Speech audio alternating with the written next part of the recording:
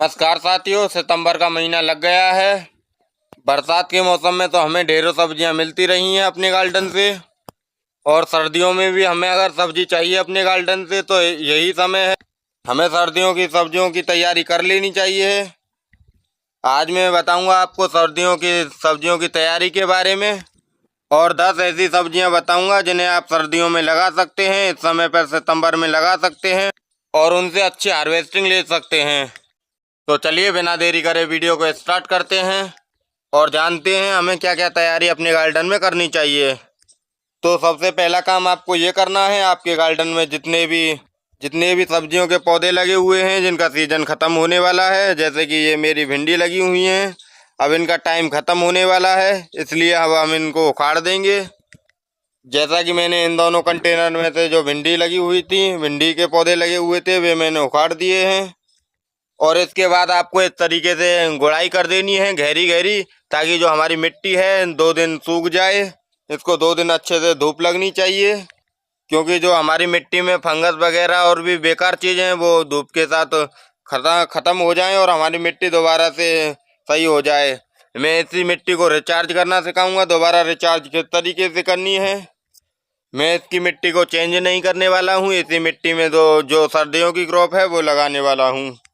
इन container में हमारे जो भिंडी के पौधे लगे हुए थे उनको मैंने उखाड़ दिया है, और उखाड़ने के बाद इस तरीके से छोटे छोटे पीस करके और एक कंटेनर में भर दिया है।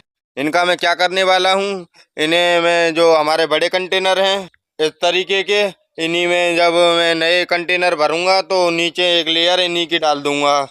इनसे होगा ये कि ये नीचे ही नीचे अपना खाद बनाते रहेंगे, और जो हमारा पौधा है उनको न्यूट्रिशन मिलता रहेगा इन्हीं से।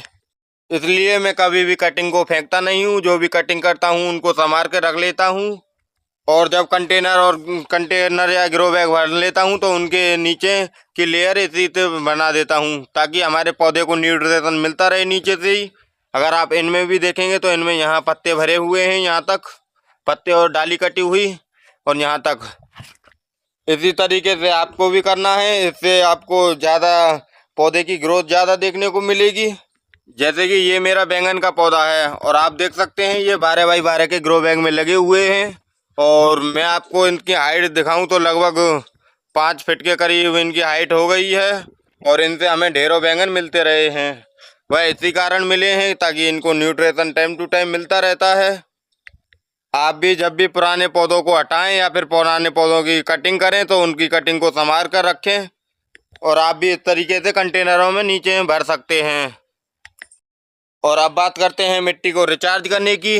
पुरानी मिट्टी को न्यूट्रिशन से भरपूर वेल ड्रेन्ड कैसे बनाएं, किस तरीके से हमें दोबारा से मिट्टी रिचार्ज करनी है जिससे हमारी दूसरी वाली क्रॉप भी अच्छे से ग्रो होए। इसके लिए सबसे पहला काम, जैसा कि मैंने बताया है, आपको मिट्टी धूप में सुखा लेनी है, क्योंकि मिट्टी को हमारी को धूप लगना ज़रूरी है।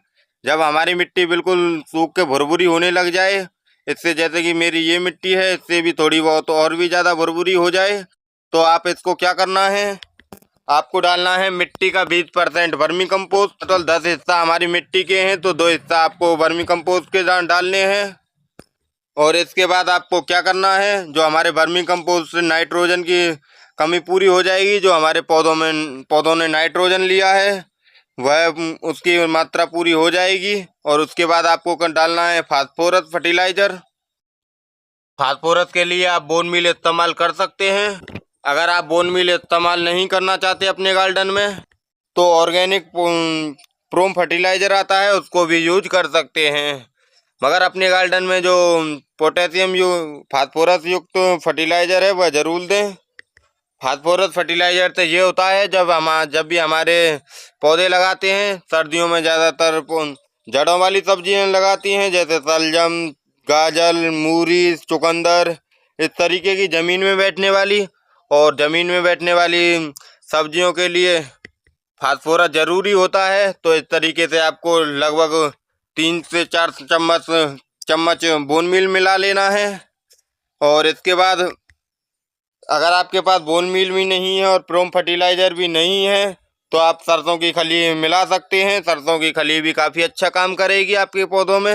लगभग आपको इस तरीके के इतने कंटेनर में 250 ग्राम सरसों की खली मिलानी है। सरसों की खली का बारीक पाउडर बना लीजिए और इस तरीके से आप डाल दीजिए। डालकर मिट्टी में मिला दीजिए। काफ़ी अच्छा काम करेगी और आपकी मिट्टी बिल्कुल रिचार्ज हो जाएगी, जैसा कि मैंने बताया है। इसके बाद आप बात करते हैं उन 10 सब्जियों के बारे में जिन्हें आप सितंबर के महीने से लगा सकते हैं। तो पहली चीज़ है हमारी कद्दू। सितंबर के महीने में आप आराम से कद्दू लगा सकते हैं। कद्दू काफ़ी अच्छे से हो जाता है और सितंबर का महीना भी बेस्ट रहता है कद्दू के लिए। और दूसरे नंबर पर लगाना है आपको धनिया। धनिया भी आपको अपने गार्डन में ज़रूर लगाना है, क्योंकि धनिया बगैर हमारी सब्जियां अधूरी रहती हैं। धनिया लगाने के लिए आपको ऐसा कंटेनर लेना है जिसकी ऊंचाई जो गहराई है वो ज़्यादा नहीं होनी चाहिए और चौड़ाई ज़्यादा होनी चाहिए। लगभग गहराई 6 इंची तक होनी चाहिए धनिए के पौधे के लिए, और चौड़ाई आपके अपने अनुसार ले सकते हैं। ऐसे कंटेनर में, इस तरीके के कंटेनर में काफ़ी अच्छे तरीके से हो जाएगा धनिया। और अब बात करते हैं तीसरे नंबर की सब्जी की। तीसरे नंबर पर आप गाजर लगा सकते हैं। गाजर आपको लगभग 31 अक्टूबर या 1 सितंबर या 31 अगस्त सही टाइम है। या तो 31 अगस्त को लगाइए या फिर 1 सितंबर को लगा सकते हैं। फिर इसके अलावा 15 सितंबर तक आप गाजर लगा सकते हैं। अगर उसके बाद गाजर लगाते हैं तो आप लेट हो जाएंगे लगाने में, इस बात का भी आपको ध्यान रखना है। तो चलिए अब बात करते हैं चौथे नंबर के बारे में। चौथे नंबर पर आप पालक लगा सकते हैं। पालक भी आप सितंबर के महीने में ज़रूर लगाएं, क्योंकि पालक सितंबर के महीने में लगाएंगे तो काफ़ी आगाही रहेगा और आराम से हमें अच्छे से अच्छी ग्रोथ मिल पाएगी उसकी। सितंबर का महीना बिल्कुल सही टाइम होता है पालक लगाने के लिए। जैसा कि मैंने धनिए के लिए कंटेनर बताया था, इसी तरीके से आप इसी तरीके के कंटेनर में आप पालक भी लगा सकते हैं। काफ़ी आसानी से हो जाएगा। उसकी भी मैं आपके साथ एक डिटेल वीडियो शेयर दूंगा कि किस तरीके से आपको लगाना है। तो चलिए अब बात करते हैं 5वें नंबर की सब्जी के बारे में। 5वें नंबर पर आप गोभी लगा सकते हैं। यह बिल्कुल सही टाइम है गोभी की पौध बनाने के लिए। वैसे तो थोड़े दिन पहले से ही बना लेनी चाहिए आपको, लेकिन इस समय पे भी गोभी के पौध बना सकते हैं। पौध बनाकर तैयार कर लीजिए। फिर उसके बाद हम जब भी हमारी पौध बड़ी हो जाएगी तो उन्हें लगा देंगे, क्योंकि यह सही टाइम है। बिल्कुल इसी टाइम पर किसान भी पौध लगाते हैं और पौध बनने में भी 20 से 30 दिन तक लग जाते हैं। गोभी आप दोनों तरीके की लगा सकते हैं। पत्ता गोभी लगा सकते हैं और फूल गोभी भी लगा सकते हैं। तो चलिए अब बात करते हैं 6वें नंबर की सब्जी के बारे में। 6ठे नंबर पर आप टमाटर लगा सकते हैं। 6ठे नंबर पर सितंबर के महीने में टमाटर काफ़ी अच्छे से हो जाता है। इस समय पे आप बीज डाल सकते हैं ताकि हमारी पौध जो तैयार हो जाए और जल्दी से जल्दी हमें टमाटर मिलने को लगे, क्योंकि टमाटर की पौध लगाने का भी ये बिल्कुल सही टाइम है। जैसा कि आप देख सकते हैं मैंने भी कुछ पौध लगाई हुई हैं और काफ़ी अच्छे से ग्रो हो गई हैं। ये मेरी थोड़ी छोटी हैं अभी। ये जब बड़ी हो जाएंगी तो मैं उनको लगा दूंगा ताकि हमें आगाही सबसे पहले टमाटर मिलने को लग जाए। चलिए अब बात करते हैं 7वें नंबर के बारे में। 7वें नंबर पर आप बैंगन लगा सकते हैं, क्योंकि सर्दियों में के बैंगन काफ़ी अच्छे से होते हैं सर्दियों में। इसमें आप इस तरीके के बैंगन लगा सकते हैं या फिर इस तरीके के वाइट बैंगन भी लगा सकते हैं, या फिर लंबे वाले आते हैं वो भी लगा सकते हैं। इस तरीके से अगर आप अपने गार्डन में बैंगन लगाना चाहते हैं तो सितंबर के महीने में लगा सकते हैं। तो चलिए आप बात करते हैं 8वें नंबर की सब्जी के बारे में। 8वें नंबर पर लगाना है आपको सेम। अगर आप अपने गार्डन में लगाना चाहते हैं तो ये सितंबर में ही लगा सकते हैं। बिल्कुल सही टाइम होता है सेम लगाने का। ये जैसा कि मैंने लगा रखी है, मैंने थोड़े दिन पहले ही लगा रखी है और आप देख सकते हैं किस तरीके की ग्रोथ है इसकी। मैंने पहले इसलिए लगाई है ताकि मुझे पहले ही सेम मिलने को, हार्वेस्ट करने को मिल जाए। 8वें नंबर पर आप अपने गार्डन में मूली लगा सकते हैं।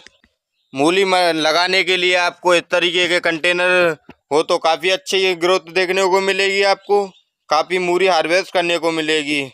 बस इसकी मिट्टी ढीली होनी चाहिए।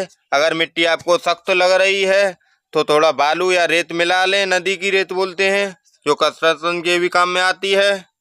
मूली लगाने के लिए, मूली या कोई भी ज़मीन वाली चीज़ जैसे मूली, गाजर, शलगम, चुकंदर, ऐसी चीज़ लगाने के लिए मिट्टी फास्फोरस से भरपूर होनी चाहिए और भुरभुरी होनी चाहिए, तभी हमारी जो मूली इस तरीके से ज़्यादा बैठेगी।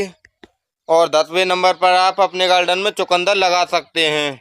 ये बिल्कुल सही टाइम है चुकंदर लगाने का। जैसा कि मैंने बताया है, चुकंदर ज़्यादा गहरी नहीं जाती हैं। चुकंदर लगाने के लिए भी आपको इस तरीके का कंटेनर चाहिए। कंटेनर की गहराई भी ज़्यादा ना हो तो चलेगी और काफ़ी आसानी से हो जाएगा चुकंदर भी।